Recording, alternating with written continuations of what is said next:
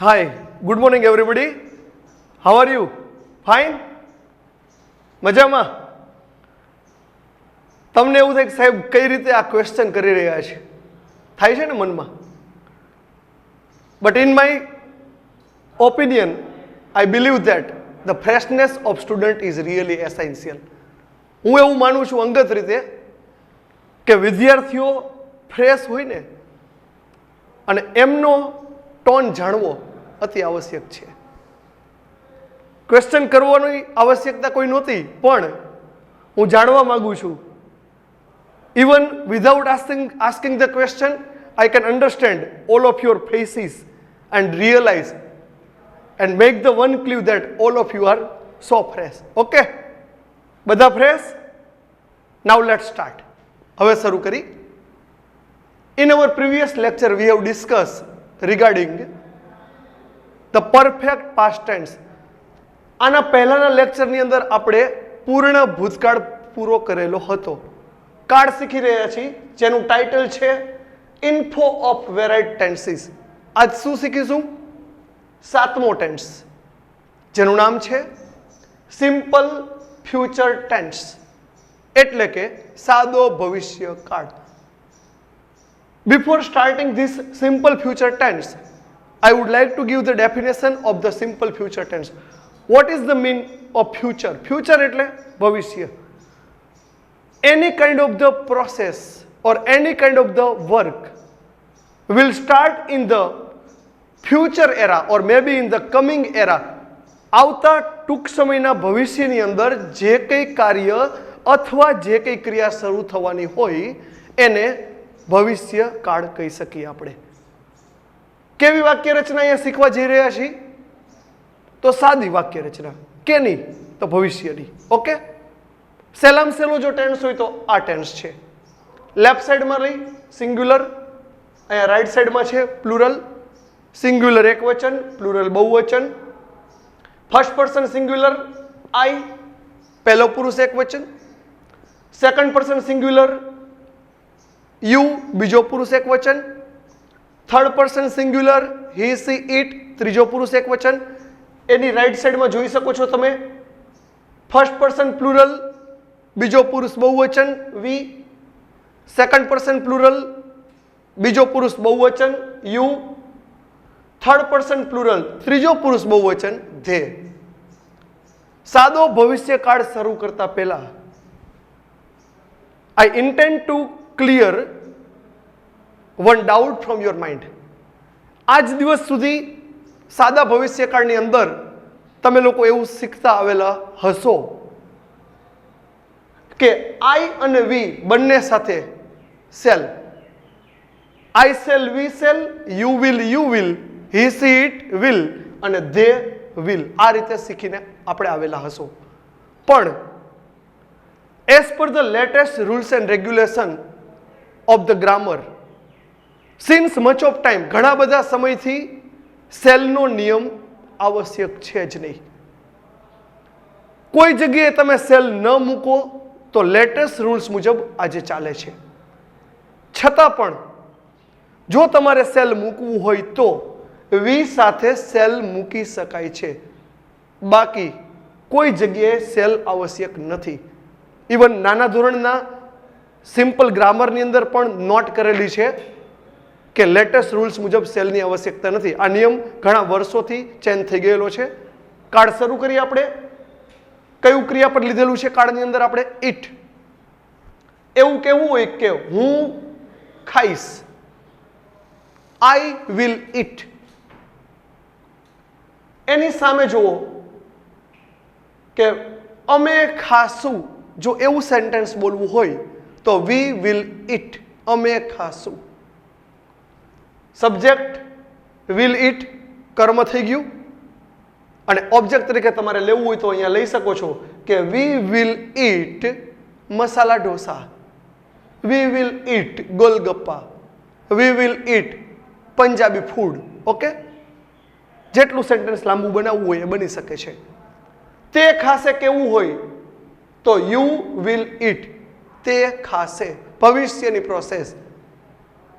તમે ખાશો એવું કહેવું હોય તો યુ વિલ ઈટ, તમે ખાશો. હી વિલ ઈટ, કોઈ બોય માટે, કોઈ જેન્ટ્સ માટેની વાત કરવી હોય તો હીનો યુઝ થઈ શકશે. હી વિલ ઈટ, તે ખાશે. કોઈ છોકરીની વાત કરવી હોય, લેડીની વાત કરવી હોય તો સી વિલ ઈટ, તેણી ખાશે કહી શકી. અને છેલ્લે વસ્તુ માટે જાણો જ છો તમે લોકો કે ઇટ વિલ ઈટ, તો હી સી ઇટ વિલ ઈટ, તે અથવા તેણી ખાશે. છેલ્લે તેઓ ખાશે કેવું હોય તો ધે વિલ ઈટ, તેઓ ખાશે. It's okay. બહુ સહેલું છે. એની નોટ જો યાદ રાખો તો બહુ શોર્ટની અંદર યાદ રાખો. સેલનો યુઝ મેં અહીંયા ક્યાંય કરેલો નથી, છતાં પણ નોટની અંદર તમને કન્ફ્યુઝન ન થાય એટલા માટે will oblique cell plus main form of the verb એટલે કે ક્રિયાપદનું મૂળરૂપ. નોંધમાં લખ્યું છે આપણે કે વિલ અથવા સેલ વત્તા ક્રિયાપદનું મૂળરૂપ, કારણ કે આઈ અને વી સાથે હજી પણ આપણા મનમાં સેલ મૂકવું એવું જ રહેલું હોય છે એટલા માટે. બાકી કોઈ જગ્યાએ સેલની આવશ્યકતા નથી. ઓકે. આનું પેસિવ સ્ટ્રક્ચર નહીં આવી શકે, કારણ કે વિલ અને cell as per the rules and regulation converted into model auxiliary format in passive structure. Will અને સેલ જ્યારે આવે ત્યારે એનું સ્પેશિયલ પેસિવ નથી બનતું, પણ વિલ અને સેલ જે છે એ પેસિવની અંદર મોડલ ઓક્ઝિલરી પેસિવ જે આવે છે 10મા ધોરણમાં તમે શીખી ગયા, 11મા ધોરણમાં તમે શીખી ગયા, એના અંદર આવે છે. એટલે અહીંયા પેસિવ લખવાની જરૂર નથી અને એનું બનશે નહીં ત્યાં. જો લાંબી નોંધ યાદ રાખી લેન્થની અંદર તો સબ્જેક્ટ એટલે કે કર્તા પ્લસ વિલ અથવા shall plus main form of the verb ક્રિયાપદનું મૂળરૂપ પ્લસ ઓબ્જેક્ટ એટલે કે કર્મ પ્લસ એક્સ્ટ્રા વર્ડ એટલે કે અન્ય શબ્દો. It's okay. તો બહુ સિમ્પલ સ્ટાઇલ યાદ રાખવા માટે સાદા ભવિષ્યકાળની અંદર વિલ કે સેલ અને ક્રિયાપદનું શું આવશે? મૂળરૂપ આવશે. નાઉ another question, how to remember the tense? How can we fill the blanks that this is the blanks of the simple future tense? કઈ રીતે યાદ રાખવું? આવો ક્વેશ્ચન વારંવાર ઘણા બાળકો કરતા હોય છે કે સાહેબ ખાલી જગ્યાની અંદર ખ્યાલ નથી આવતો કે કઈ રીતે સાદો ભવિષ્યકાળ બનેલો છે. તો એના માટે તમારે શું યાદ રાખવાનું છે? શબ્દો, કાળ ઓળખવા માટેના શબ્દો, જેને ઇંગ્લિશમાં કહેશું words to recognise the tense. આની અંદર ઘણા શબ્દો છે, જોતા તમને એવું લાગશે, પણ બહુ ઇઝી ટેકનિક. બધા જ લેક્ચરની અંદર હું વારંવાર કહું છું કે remember the word to recognise the tense in the pattern of the pair. હું વારંવાર કહું છું કે શબ્દોને યાદ રાખવા માટે તમે પેર બનાવી લો, જેથી શબ્દો સરળતાથી તમે યાદ રાખી શકશો. અહીંયા કાળ ઓળખવાના શબ્દો જુઓ તો ટુમોરો, નેક્સ્ટ ડે, બધા નેક્સ્ટ વાળા હવે આવશે. Tomorrow, next day, next night, next week, next month, next year. Okay. નેક્સ્ટની જગ્યાએ એક શબ્દ ઇન્ક્લુડ કરી દો, coming day, coming night, coming week, coming month, coming year અને લાસ્ટમાં યાદ અલગથી યાદ રાખો ઇન ફ્યુચર. તો કઈ રીતે યાદ રાખવાનું છે? ટુમોરો ગુજરાતી કરશું તો આવતીકાલ, પછી બધા જ નેક્સ્ટ વાળા ડે, નાઇટ, વીક, મંથ અને યર એટલે કે આવતો દિવસ, રાત્રિ, અઠવાડિયું, મહિનો અને વર્ષ, બધામાં નેક્સ્ટ નેક્સ્ટ એટલે જે હવે આવવાનું છે એ. અને આના માટે નેક્સ્ટની જગ્યાએ કમિંગ, કમિંગનું ગુજરાતી પણ શું છે? આવતું. હા, તમે કોઈ ટેલિવિઝનની અંદર સિરિયલ જોતા હોય અથવા તો કોઈ પિક્ચર જોતા હોય તો નીચે લખેલું આવે છે, ઘણીવાર એડવર્ટાઇઝમેન્ટ આવતી હોય છે, કમિંગ સૂન આવે છે ને, કે નથી ખ્યાલ? કમિંગ સૂન, નવું પિક્ચર આવવાનું હોય તો વારંવાર એડવર્ટાઇઝમેન્ટ આવતી હોય કે કમિંગ સૂન, મતલબ ટૂંક સમયની અંદર આવવાનું છે, એટલે ભવિષ્યની વાત થઈ. તો કમિંગ મૂકી દો, coming day, night, week, month અને યર. એ જ રીતે થઈ ગયું દિવસ, રાત્રિ, અઠવાડિયું, મહિનો અને વર્ષ. તો આ રીતે એના શબ્દો તમે યાદ રાખો. હવે આવે છે any blanks. Blanks number 1. Tomorrow, comma, I dash a car into bracket buy. Buy એટલે ખરીદવું. કયો છે કાર્ડનો શબ્દ? ટુમોરો. આઈ સાથે વિલ અથવા સેલ. તમે સેલ મૂકો તો ફોલ્સ નહીં પડે, પણ આપણે જાણીએ છીએ કે સેલ કે હવે ન મૂકો તો ચાલે છે, એટલે આપણે શું મૂકેલું છે અહીંયા? વિલ. તો વિલ અથવા સેલ બંને મૂકી શકશો. અને બાયનું કયું રૂપ મૂકવાનું છે? મૂળ રૂપ. ઓકે. કોઈ પણ સાદો કાર્ડ હોય એના અંદર ક્રિયાપદનું હંમેશને માટે મૂળ રૂપ જ આવે. તો tomorrow I will buy a car. Gujarati કેવું થાય? આવતીકાલે હું ગાડી ખરીદીશ.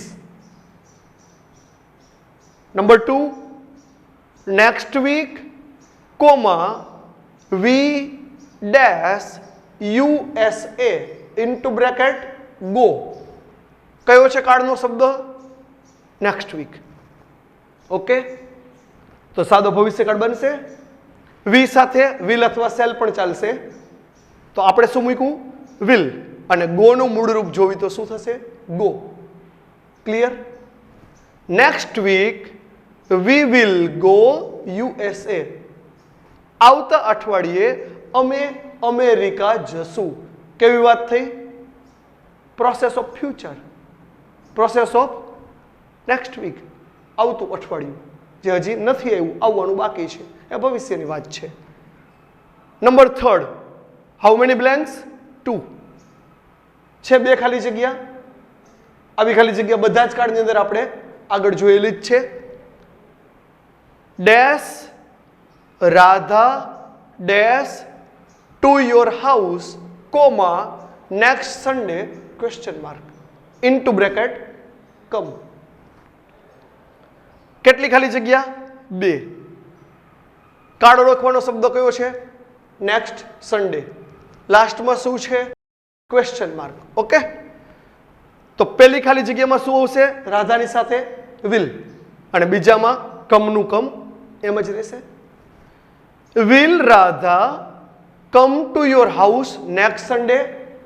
શું રાધા આવતા રવિવારે તમારા ઘરે આવશે? રિધમિક સ્ટાઇલમાં. In a rhyming way. When you are translating any kind of the interrogative sentence, then you have to speak in a rhythm style. Which rhythm? Rhyming style. થોડું ઊંચા અવાજે બોલવું પડે છે. Number 4. On coming Sunday, comma, they dash to my house into bracket arrive. કયો શબ્દ છે card માટેનો? On coming Sunday. આવતો રવિવાર, ભવિષ્યની વાત. ધે સાથે શું આવે? વિલ. અને અરાઈવ નું arrive. On coming Sunday they will arrive to my house. આવતા રવિવારે તેઓ મારા ઘરે અરાઈવ એટલે કે આવશે. કમ શબ્દ પણ આવી શકે, અરાઈવ પણ આવી શકે. Number 5. They dash not dash a new house comma next month into bracket buy. કયો શબ્દ કાર્ડ ઓળખવા માટે? Next month. વચ્ચે શું છે અહીંયા? નોટ એટલે કે નેગેટિવ સેન્ટેન્સ. સિમ્પલ ફ્યુચર ટેન્સની અંદર કયું સેન્ટેન્સ હવે છે? આ નેગેટિવ. તો ધે સાથે વિલ, બાયનું મૂળ રૂપ બાય જ રહેશે. Okay. They will not buy a new house next month. તેઓ આવતા મહિને મકાન ખરીદશે નહીં. કેવું વાક્ય હતું? Simple future negative sentence. It's okay. Clear? સૌથી સહેલો આ ટેન્સ છે, જેથી કન્ફ્યુઝ નહીં થતા. બહુ સરળતાથી યાદ રાખી લો કે વિલ અને સેલ સાથે માત્ર શું આવશે? મૂળરૂપ. એક આઈએમપી નોટ મેં અહીંયા લખેલી છે, જે તમે જોઈ શકો છો લેફ્ટ સાઈડની અંદર, જે કન્ફ્યુઝ વાળી વાત હતી. સામાન્ય રીતે આઈ અને વી સાથે સેલ મૂકી શકાય છે, પરંતુ as per the latest rules and regulation of the grammar દરેક જગ્યાએ તમે વિલ મૂકી શકો છો. જરૂર નથી કે આઈ અને વી સાથે સેલ મૂકીએ. It's okay. તો આ સાથે સાતમો ટેન્સ આપણો જેનું નામ હતું સિમ્પલ ફ્યુચર ટેન્સ. કાળને સમજીએ આપણે. એની સાદી નોંધ એટલે કે શોર્ટ કીની અંદર નોંધ લીધી, એની લેન્થની અંદર નોંધ લીધી. કાળ ઓળખવા માટેના શબ્દો ઘણા બધા અહીંયા બોર્ડ ઉપર જે છે એ આપણે પૂર્ણ કર્યા. અને એક અગત્યની નોંધ યાદ રાખી લેવાની છે કે જે આઈ અને વી માટે સેલ મૂકવાની વાત કરેલી હતી એની જગ્યાએ તમે વિલ પણ મૂકી શકો છો. It's okay. Question to anybody? કોઈને કોઈ ક્વેશ્ચન ખરો? No? Then we are concluding in our lecture tense number 7. In our next lecture we will discuss about another tense. Okay, thank you very much. Thanks a lot. Have a nice day. Have a good day.